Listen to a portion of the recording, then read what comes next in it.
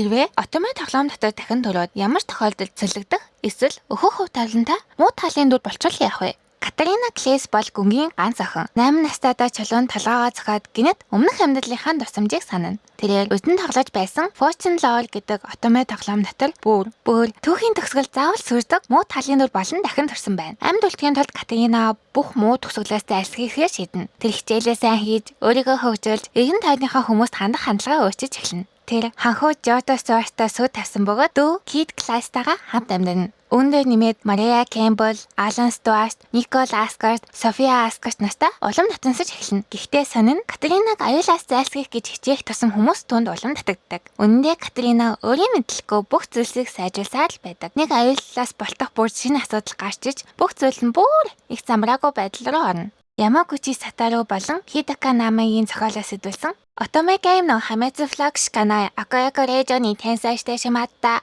Араасаараа Катерина тоглоомын мэдлэгээ ашиглаад бараг бүх төрийг санаандгүй өөртөө татаж харах нь бүр үнэхээр хөвгөлтэй. Өдөр бүр нэг аним.